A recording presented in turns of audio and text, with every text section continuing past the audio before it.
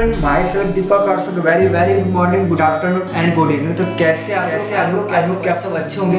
तो इससे पहले चैप्टर 1 और 2 का वीडियो नहीं देखे तो वीडियो के डिस्क्रिप्शन एंड कमेंट बॉक्स में लिंक है, तो वहाँ जाकर वीडियो कंप्लीट टू वॉच कर लीजिए।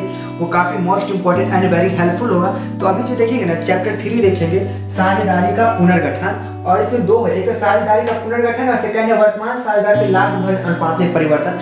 जो वर्तमान साझेदार है ना, जो प्रेजेंट पार्टनर्स है ना, उसके जो लाभ अनुपात जो परिवर्तन होगा वो कैसे होगा और किस कारण से परिवर्तन होगा, ये वीडियो आप कंप्लीट वॉच कीजिए बिना स्किप किए हो, तो आपका सारा कॉन्सेप्ट क्लियर हो जाएगा। तो चलिए देखना स्टार्ट करते हैं। पहले तो हम ये समझेंगे ना कि साझेदारी का पुनर्गठन का क्या मतलब है।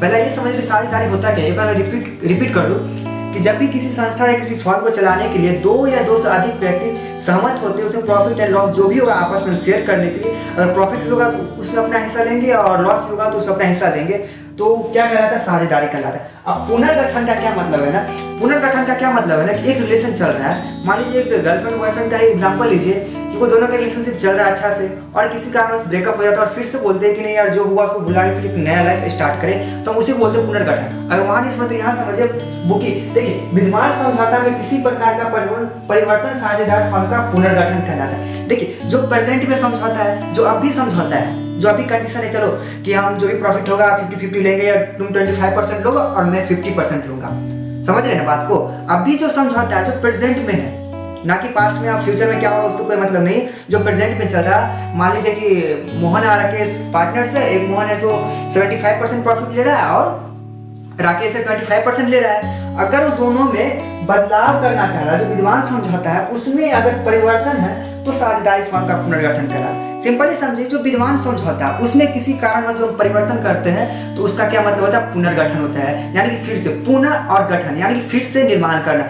बात वही रहेगी। और ध्यान दीजिएगा, ध्यान देने वाली होगी यहाँ ये बात है ना कि पार्टनर्स के बीच में जो भी हो, जो भी कुछ चलेगा, बट फर्म को, कंपनी को कोई फर्क नहीं पड़ेगा। अगर मेरा कंपनी मार्कर का है तो मार्कर का मैन्युफैक्चरिंग होते रहेगा और सेल परचेज वाला काम चलता रहेगा, ना कि इस काम पे कोई प्रभाव पड़ेगा। समझे, वो आपसी मेल है पार्टनर से जो पुनर्गठन होता है। एक यहाँ देखिए आप, और अच्छा कॉन्सेप्ट क्लियर हो जाएगा। वर्तमान समझौता का अंत होता है और उसके जगह पर नया समझौता का निर्माण होता है, जो कि साझेदार फर्म के सदस्यों के मध्य संबंध को बदल देता है, जबकि फर्म चलता रहता है। क्या यहाँ देखिए, फर्म चलता रहता है और जो वर्तमान समझौता है उस समझौता को और उसके जगह पर नया समझौता का निर्माण होता है। जो समझौता है वो चल रहा है, उसको बदल कर उसके जगह पर नया समझौता का निर्माण होता है, उसे ही हम पुनर्गठन कहते हैं। पुनर्गठन वाला जो है ना, आपके बोर्ड एग्जाम में भी क्वेश्चन रहेगा ही, इसलिए तुम अच्छे समझ लीजिए। तो उसके बाद देखिए कि ये पुनर्गठन का कंडीशन क्यों आएगा, किस कारणवश इसका सिचुएशन आएगा कि नहीं यार हमको कंपनी का पुनर्गठन करना होगा, अपना जो साझेदारी चल रहा पार्टनरशिप उसको पुनर्गठन करना। तो देखिए, पुनर्गठन का ये सब रीजन होता है। पहला तो किसी साझेदार की मृत्यु हो गई, कोई साझेदार अवकाश ग्रहण कर रहा है, या नया साझेदार प्रवेश कर रहा है, या कोई साझेदार रिटायरमेंट मिल रहा है, यानी अवकाश से रिटायरमेंट एक ही होता है। तो इन सारे कंडीशन में ना साझेदार का पुनर्गठन होता है, क्योंकि पार्टनर्स गया, मान लीजिए किसी का मृत्यु हो गया तो उसका प्रॉफिट क्या करेंगे, दो बचा हुआ दोनों लेगा ना, उसका प्रॉफिट ऐसा नहीं कि मर गया तो उसका प्रॉफिट ही मर गया, ऐसा तो नहीं होता है। तो पहला यहाँ पॉइंट ये लीजिए कि नए साझेदार का प्रवेश, ये मेन पॉइंट है, admission of a new partner. देखिए, पार्टनर्स में साझेदार का मतलब है कि हम आपके साथ पार्टनरशिप कर रहे हैं, जो भी फर्म में लाभ हानि होगा हम भी लेंगे और आप भी लीजिएगा। तो ऐसा नहीं कि एम्प्लॉयमेंट में साझेदार यहाँ कर रहा है, ध्यान दीजिए, साझेदार पार्टनर्स, समझ रहे हैं ना बात को। चलिए, एडमिशन ऑफ पार्टनर, फर्म का विकास विस्तार हेतु नया साझेदार को फर्म में प्रवेश दिया जाता है। नया साझेदार फर्म में दो अधिकार प्राप्त करता है। देखिए, आपके फर्म में नया पार्टनर्स आया तो उसको तो कुछ अधिकार प्राप्त होगा, तभी तो मैं बोलूंगा कि हाँ यार इस कंपनी का मैं पार्टनर्स हूँ।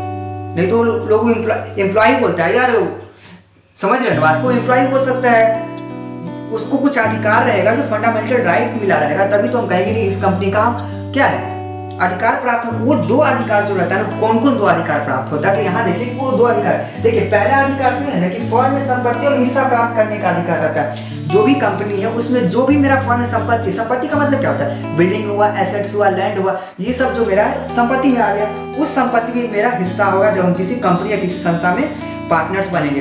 हम नया पार्टनर्स को क्यों एंट्री देंगे, कुछ तो रीजन होगा इसके पीछे कि हम नए साझेदार को प्रवेश करेंगे। देखिए, मेरा कंपनी चल रहा, हम अकेले होकर इसको नॉर्मल कंडीशन पे चला रहे हैं, अकेले होके, और एक और पार्टनर्स आ जाता है तो हम दो हो जाते, तो और हम अच्छा से कंपनी का विस्तार करेंगे और अच्छा से अपना कंपनी को डेवलप करेंगे, इसीलिए नए साझेदार, नए पार्टनर्स का जरूरत पड़ता है। समझ गए? पहला हिस्सा समझ गए क्या? संपत्ति में हिस्सा प्राप्त करने का अधिकार, और दूसरा है फर्म के भावी लाभ में हिस्सा प्राप्ति करने का अधिकार। ऐसा तो नहीं है कि पार्टनर्स बन जाए, कुछ फंडामेंटल राइट्स मिले नहीं और पार्टनर हम पार्टनर कह रहा, ऐसा तो नहीं होगा।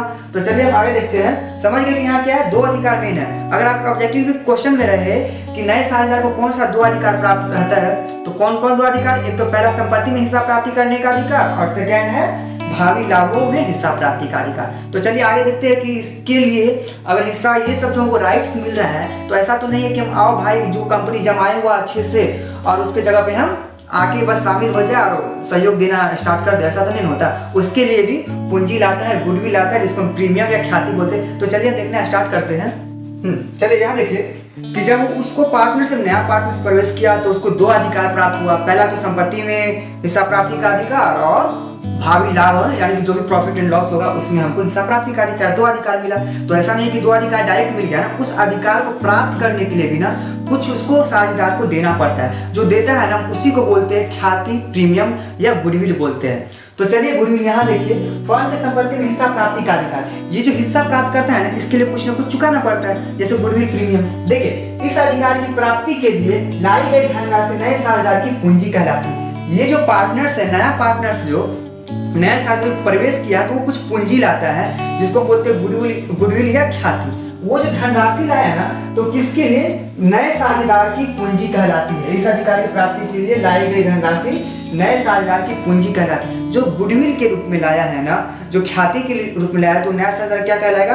पूंजी कहलाएगा। समझ के बात को? चलिए आगे देखिए। फर्म के भावी लाभ हिस्सा प्राप्ति का अधिकार, अब जो प्रॉफिट, जो लॉस होगा उसमें जो हिस्सा, सेकेंड जो मेरा फंडामेंटल राइट्स है उसमें जो हमको हिस्सा प्राप्त होगा तो उसके पीछे भी कुछ रीजन होगा ना। तो देखिए इस अधिकार की प्राप्ति के लिए लाई गई धनराशि ख्याति या प्रीमियम की धनराशि कहलाती है। देखिए पूंजी अलग होगा, साझेदार अपना पूंजी अलग लाएगा और ख्याति जो होगा वो अलग देगा। ख्याति जो गुडविल का क्या मतलब होगा, जिसको हम बोलते हैं ख्याति, नाम, प्रतिष्ठा, इज्जत, ये समझिए ख्याति का मतलब।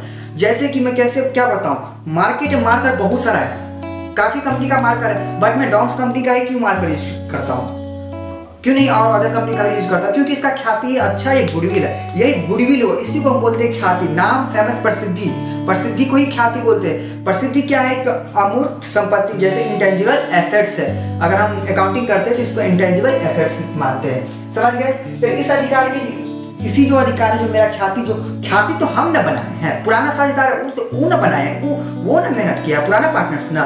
तो ऐसा नहीं है कि पुराना पार्टनर मेहनत किया है और नया साझेदार आके उस मेहनत में भागीदारी हो जाए और प्रॉफिट प्राप्त करने लगे। क्या कोई आगे आज नया कंपनी जम गया है तो पुराना कंपनी के तुलना में प्रॉफिट कमा रहा है? नहीं ना, उसको जमने में टाइम लगेगा, उसको स्टेबिलिटी प्राप्त करना पड़ेगा। और जो स्टेबिलिटी प्राप्त किया हुआ उसमें जो साझेदार कोई नया पार्टनर एंट्री किया है या हम किसी को प्रवेश दिए है तो उस अधिकार के लिए हम क्या देते हैं? क्या लेते हैं उससे? हम गुडविल लेते हैं या ख्याति या प्रीमियम की धनराशि। जो ख्याति लेके आता है उसको हम प्रीमियम बोले, ख्याति बोले, धनराशि बोले। समझ लीजिए नए साझेदार के प्रवेश के समय निम्न महत्वपूर्ण बिंदु होते हैं। देखिए जब नया साझेदार प्रवेश करता है ना तो उसको कुछ महत्वपूर्ण पॉइंट होता है। तो महत्वपूर्ण पॉइंट कौन कौन सा है? तो यहाँ देखिए, पहला लाभ अनुपात, नए साझेदार लाई गई पूंजी, संचित लाभों का वितरण एवं परिसंपत्तियों का पुनर्मूल्यांकन एवं दायित्वों का पुनर्मूल्यांकन, ख्याति का मूल्यांकन एवं समायोजन, साझेदार की पूंजी का समायोजन। इतना चीज ये सब है ना, ये हमको एडजस्टमेंट करना पड़ता है। तो समझ के आई होप कि आप अच्छे समझ गए होंगे। और कहीं कुछ डाउट है, दिक्कत है तो कमेंट करके पूछ सकते हैं। और नीचे मेरा व्हाट्सअप नंबर, उस पर डायरेक्ट कमेंट कर सकते, डायरेक्ट उस पर आप चैटिंग कर सकते हैं। तो thanks for watching and like कीजिए, सब्सक्राइब कीजिए और अपने दोस्तों को भी शेयर कीजिए।